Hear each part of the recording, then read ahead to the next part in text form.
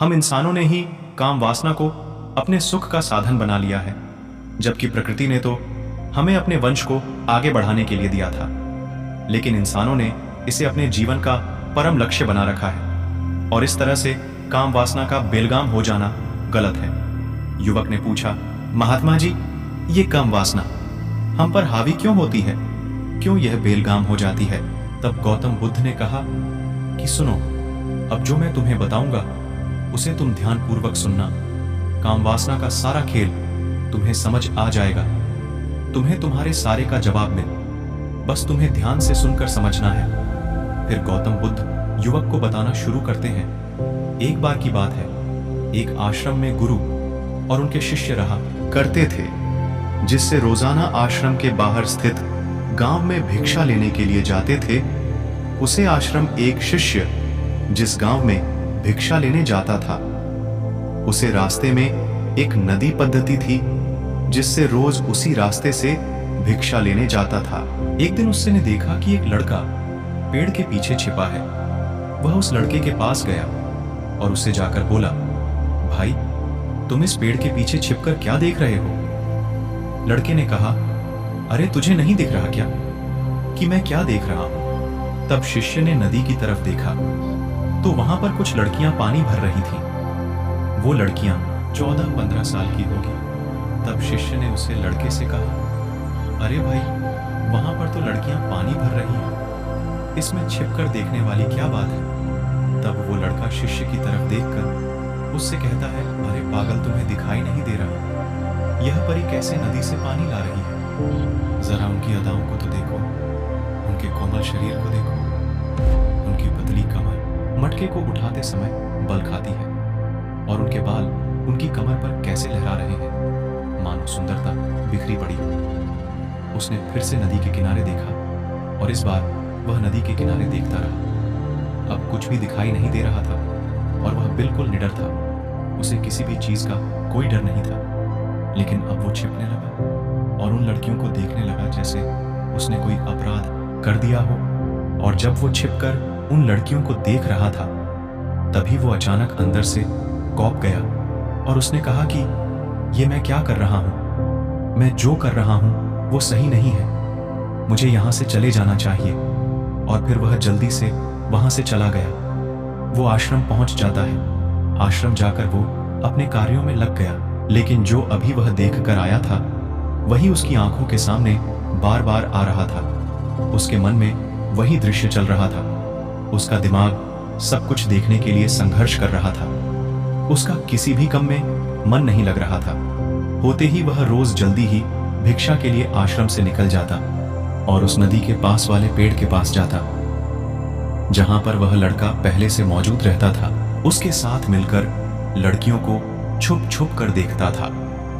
अब वह ऐसा रोज करने लग गया, यह उसके रोज का काम हो गया। अब उस शिष्य का मन किसी भी काम में नहीं लगता था। वो हमेशा ही किसी ना किसी प्रकार के विचार में उलझा रहता। वो आश्रम के कार्यों को भी ठीक ढंग से नहीं कर पा रहा था। ना वो ठीक से सो पाता था, ना वो ठीक से खाना खा पाता था। उसका मन बेचैन सा रहता था। उसका मन बार बार उन लड़कियों की खूबसूरती देखने को मचलता था। जब गुरु भिक्षा दे रहे थे तब भी उनका मन किन्हीं अन्य विचारों में खोया हुआ था। गुरु ने अपने शिष्य की इन हरकतों को भांप लिया था। फिर एक दिन गुरु ने शिष्य को अपने पास बुलाया और कहा कि आज से मैं भी तुम्हारे साथ भिक्षा मांगने चलूंगा। आप और मैं एक साथ भिक्षा मांगने जाएंगे। तभी शिष्य गुरु को माना करते हुए बोला, नहीं गुरुदेव, आप परेशान क्यों हो रहे हो? मैं अकेला ही ठीक से भिक्षा मांग सकता हूं। गुरु ने शिष्य से कहा कि ठीक है, तुम अकेले ही भिक्षा मांगने जाओ, जिससे वह तुरंत भिक्षा मांगने निकल पड़ा। सभी लोग उसे देखने के लिए उसके पीछे पीछे चलने लगे। थोड़ी दूर जाने पर गुरु ने देखा कि उनका शिष्य एक अपराधी की तरह एक लड़के के साथ पेड़ के पीछे छिपा हुआ है और छिपकर कुछ देख रहा है। गुरु भी अपने शिष्य के पीछे जाकर खड़े हो गए। उसका शिष्य क्या देख रहा है जिसे देखने के लिए वह एक अपराधी की तरह पेड़ के पीछे छिपा हुआ है? गुरु ने देखा कि उसका शिष्य पेड़ के पीछे छिपकर नदी से पानी ले रही लड़कियों को देख रहा है। तब गुरु ने शिष्य से कहा, क्या देख रहे हो? अपने मालिक की आवाज सुनकर वह डर गया और उसके पसीने छूटने लगे। वह ऐसे कांपने लगा जैसे उसने किसी चोर को चोरी करते समय पकड़ लिया हो। उसी से की हालत खराब हो गई। वो कुछ भी नहीं बोल पा रहा था। दूसरा का जो शिष्य के साथ था वहां से भाग गया। उसके मुंह से कुछ टूटे फूटे शब्द ही बाहर निकल रहे थे। वो अपने गुरु से नजर भी नहीं मिला पा रहा था। गुरु ने शिष्य की तरफ देखा और कहा कि मेरा शिष्य तो निर्भय था, उसे तो किसी भी चीज का डर नहीं था। लेकिन ये क्या, तुम तो भय के मारे कांप रहे हो। शिष्य ने गुरु से कहा कि मुझे माफ कर दो गुरुदेव, मेरा इसमें कोई दोष नहीं है। उस लड़के ने मुझे बहका दिया था। लेकिन आपसे मैं वादा करता हूं कि आज के बाद मैं ऐसा कभी दोबारा नहीं करूंगा। मुझे माफ कर दो। ने शिष्य से कहा कि कोई बात नहीं, पर इस बात का तुम ध्यान रखना कि हम जैसी संगति करते हैं वैसा ही फल हमें प्राप्त होता है। हम जैसी संगति करते हैं उसके विचार हमारे अंदर प्रवेश करते हैं। इसीलिए अच्छी संगति करो जिससे तुम्हारे अंदर अच्छे विचारों का प्रवेश हो। फिर गुरु और शिष्य आश्रम लौट आए और फिर से शिष्य आश्रम के पर ध्यान देने लगा। उसने उस रास्ते को छोड़ दिया और दूसरे रास्ते से जाने लगा। वो अपने कम को ध्यान से करता, लेकिन धीरे धीरे उसके अंदर क्रोध उत्पन्न हो गया और फिर वो दूसरे शिष्यों पर क्रोध करने लगा और बेचैन रहने लग गया। अब वो सही समय पर भोजन भी नहीं करता था। वो भोजन भी बहुत कम खाता था। एक रात गुरु शिष्य के पास आए और उसे बोले कि अब तक तुमने कितनी बार अपना वादा तोड़ दिया। यह सुनकर शिष्य अपने गुरु के चरणों में गिर गया और रोने लगा। रोते रोते ही उसने गुरु से कहा कि गुरुदेव, मैं कई बार अपना वादा तोड़ चुका हूं। फिर मैं वादा करता हूं, लेकिन हर बार जब मैं वादा तोड़ देता हूं तो मेरा मन मेरे वश में नहीं रहता। मैं बहुत कोशिश करता हूं कि अपने मन से सारे बुरे विचार निकाल दूं, लेकिन चाहकर भी मैं ऐसा नहीं कर पाता। फिर गुरु ने शिष्य को कहा कि चलो मेरे साथ। गुरु शिष्य को आश्रम के बगीचे में लेकर गए और शिष्य से कहा कि देखो, यहाँ पर कुछ नाली बनी हुई है जिससे नदी का पानी इन पौधों तक आ रहा है और यह पानी निरंतर गति से आगे बढ़ रहा है। क्या तुम इस पानी के बहाव को रोक सकते हो? शिष्य ने कहा कि हाँ गुरुदेव, मैं इस बहाव को रोक सकता हूँ। फिर शिष्य ने मिट्टी उठाकर उस नाली में रख दी तो पानी थोड़ी देर के लिए रुक गया और फिर थोड़ी देर बाद उस मिट्टी के ऊपर से पानी बहने लगा। गुरु ने शिष्य से कहा, अरे ये क्या, ये तो पानी रुका ही नहीं।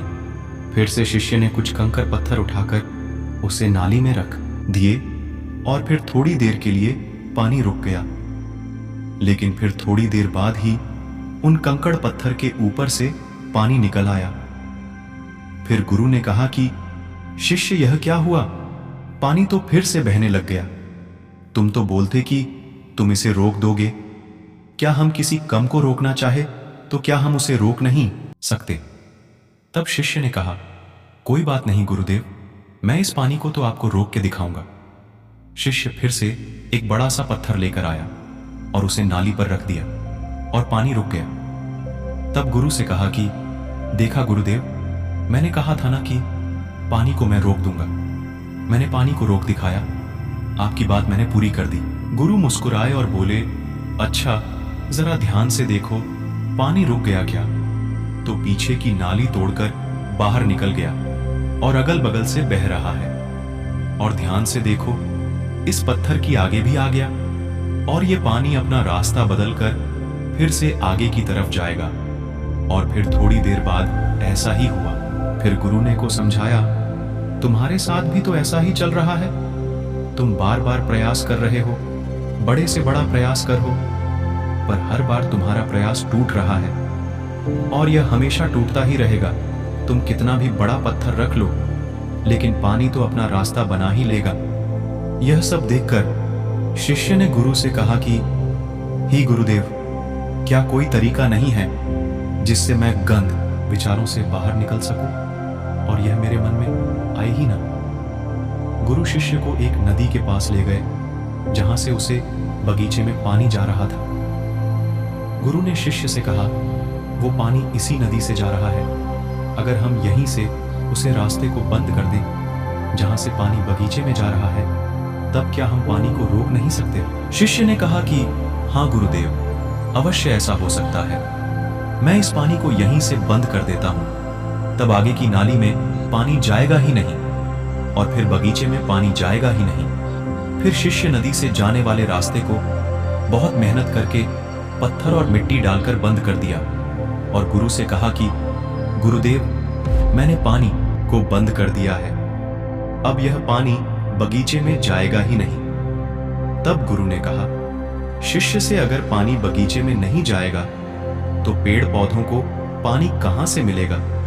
उन पेड़ पौधों को तो पानी की आवश्यकता है, और उन पेड़ पौधों में कुछ पेड़ पौधे तो ऐसे हैं जिनको रोज पानी की आवश्यकता, वह तो मुरझाकर मर ही जाएंगे। उनका क्या होगा? पानी तो हमें खोलना ही होगा। शिष्य ने गुरु की बात सुनकर वापस नदी से जाने वाले पानी का रास्ता खोल दिया।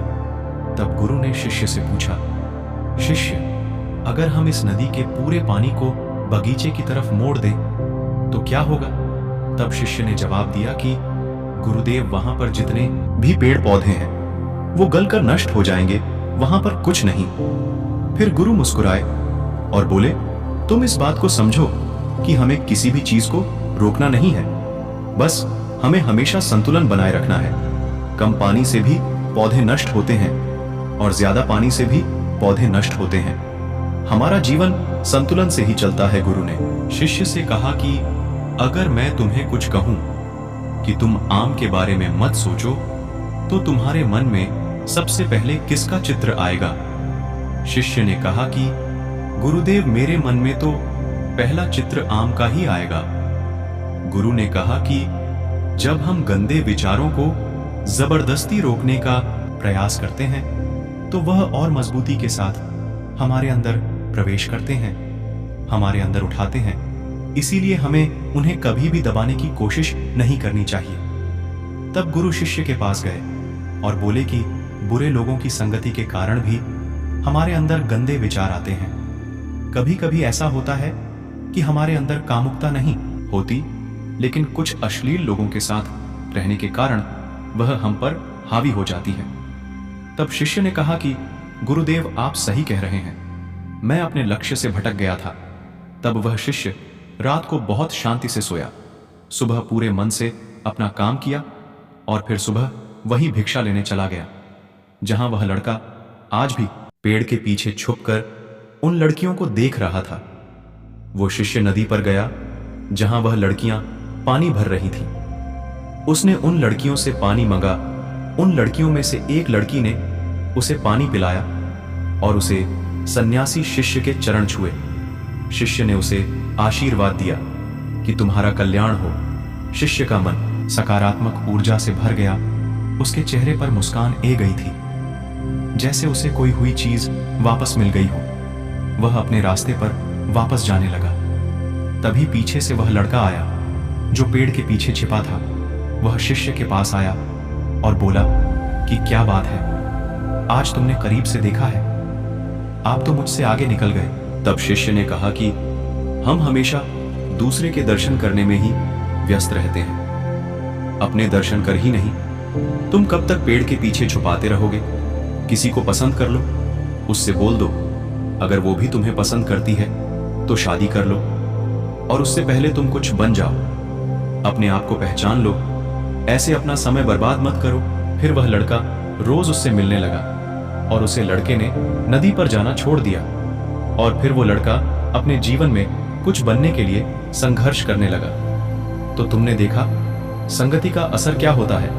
अपनी संगति बदलो, अपने विचार बदलो।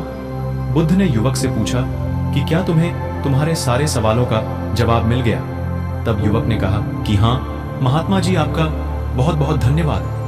तब गौतम बुद्ध ने युवक से कहा कि जब तुम्हारे मन में गंदे विचार आए तब आप अपने आप को दोषी मत मानो। यह शरीर है और यह सब हजारों वर्षों से सिखाया गया है। एक केवल तुम्हारे सोच लेने से, शपथ लेने से ये टूटने वाला है नहीं, लेकिन तुम्हारे पास वो शक्ति है, वो ऊर्जा है जिसका संतुलन उपयोग करना है, तुम एक जीवित ऊर्जा हो जो कुछ भी अनुभव करने के लिए स्वतंत्र है, जो निर्माण करने के लिए स्वतंत्र है। इसीलिए तुम अपने आप को पहचानो। यह बोलकर गौतम बुद्ध मौन हो गए और वो युवक वहां से चला।